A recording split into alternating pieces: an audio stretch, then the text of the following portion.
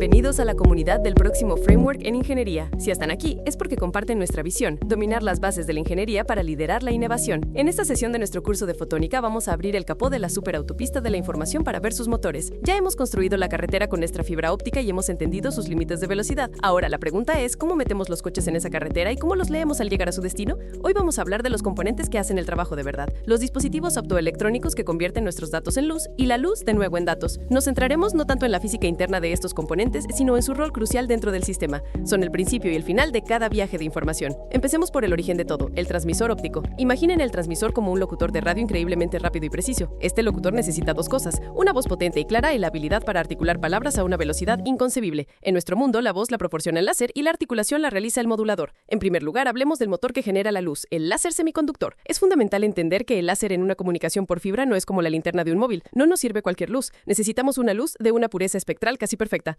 Piensen en ello como un músico que produce una única nota, un La a 440 Hz de forma absolutamente pura y estable, sin armónicos ni fluctuaciones. Esta es la onda portadora. ¿Por qué es tan importante esta pureza? Por dos razones. Primero, para combatir la dispersión cromática que ya estudiamos. Si nuestro láser emite un chorro de colores, cada uno viajará a una velocidad distinta, y el pulso se deshará. Al usar una fuente de luz casi monocromática, nos aseguramos de que todos nuestros fotones viajen en un caquete compacto. Segundo, y aún más importante, para el sistema WDM, recuerden que el WDM es como tener múltiples carriles de colores en nuestra fibra. Para que eso funcione, necesitamos láseres que puedan sintonizarse en colores o frecuencias muy específicas y estables, sin interferir con el canal vecino. Necesitamos un láser para el carril rojo, otro para el verde, otro para el azul, todos perfectamente definidos. Los láseres semiconductores modernos, como los DFB, son capaces de hacer esto con una precisión asombrosa. Son el corazón de la transmisión, la fuente de esa energía lumínica pura sobre la que vamos a escribir nuestra información. Ahora bien, tenemos nuestra nota musical pura y continua del láser. ¿Cómo codificamos los datos? La primera idea sería simplemente apagar y encender el láser muy rápido. Luz para un 1, oscuridad para un 0. Esto funciona para sistemas de baja velocidad,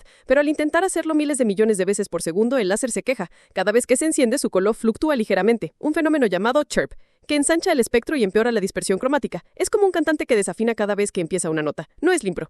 Aquí es donde entra en juego el segundo componente clave del transmisor, el modulador optoelectrónico. El modulador es un dispositivo externo que actúa como una persiana veneciana ultra rápida e increíblemente sofisticada. Dejamos el láser encendido, emitiendo su luz pura y estable de forma continua, y colocamos el modulador justo después. Es el modulador, controlado por una señal eléctrica que contiene nuestros datos, el que exculpe esa luz. Puede bloquearla o dejarla pasar para crear los unos y los ceros, modulación de amplitud, pero también puede hacer cosas mucho más inteligentes. Puede, por ejemplo, alterar la fase de la onda de luz, como darle un pequeño empujón para adelantarla o retrasarla, modulación de fase. Al separar la generación de luz, láser, de la codificación de datos, modulador, obtenemos una señal mucho más limpia y estable, lo que nos permite ir a velocidades mucho más altas. Es la diferencia entre un cantante que intenta hacer música empezando y parando su voz y un cantante que usa su diafragma para controlar el volumen y el tono de una nota sostenida. Y esto nos lleva directamente al tercer concepto del transmisor, los formatos de modulación. Si el láser es la voz y el modulador es la boca, el formato de modulación es el idioma que hablamos. El idioma más simple es el on-off keying, que ya mencionamos, es un lenguaje binario de luz o no luz, pero para las velocidades actuales necesitamos un lenguaje mucho más denso. Aquí es donde entra la magia de la modulación coherente. Usando moduladores avanzados no solo controlamos la amplitud, es decir, el brillo de la luz, sino también su fase.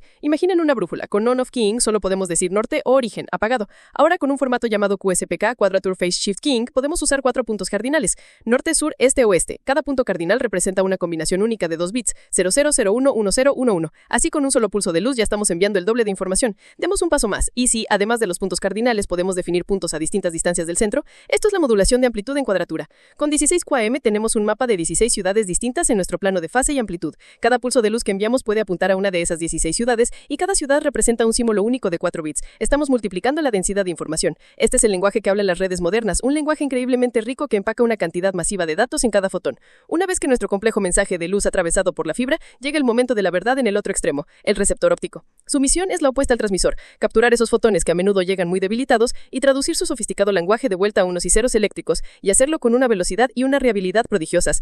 El componente central aquí es el fotodetector, normalmente un fotodiodo. Su principio de funcionamiento es, en esencia, el efecto fotoeléctrico a nivel de semiconductor. Cuando un fotón con suficiente energía golpea el material, libera un electrón generando una pequeña corriente eléctrica. La cantidad de corriente es proporcional a la intensidad de la luz que llega. En los sistemas on-off keying su trabajo es relativamente simple. Si detecta luz, genera corriente, 1. Si no, no la genera, 0. Pero para que esto funcione a 100 gigabits por segundo, el fotodetector debe ser dos cosas: increíblemente sensible para detectar señales muy débiles tras un largo viaje, e increíblemente rápido para poder distinguir entre pulsos que duran apenas unos pocos picosegundos segundos. Tiene que tener un ancho de banda muy grande. Pero ¿cómo hace un fotodetector para entender nuestro complejo mapa de 16 ciudades del formato 16 QAM? Por sí solo no puede. Un fotodetector simple solo mide la intensidad de la luz, el brillo. No puede ver la fase, no puede saber si la brújula apunta al norte o al sur si ambos tienen el mismo brillo.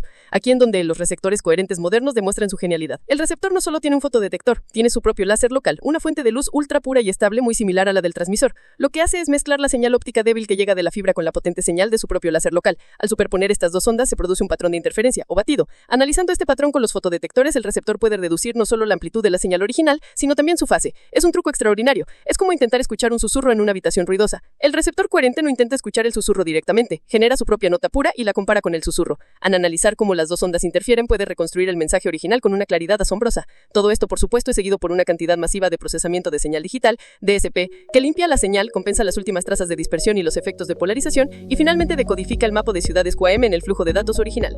En conclusión, hemos visto que la comunicación por fibra óptica no es solo un tubo pasivo de vidrio, es un ecosistema activo y sofisticado. En un extremo tenemos un transmisor que usa un láser para generar una portadora de luz pura y un modulador para esculpir en ella un mensaje complejo usando un lenguaje denso como el QAM. En el otro extremo tenemos un receptor que, mediante el ingenioso truco de la detección coherente y fotodetectores ultrarrápidos, es capaz de leer ese mensaje, por débil que sea, y traducirlo de vuelta a nuestro mundo digital. Dominar el rol de estos componentes es dominar el funcionamiento de la red global.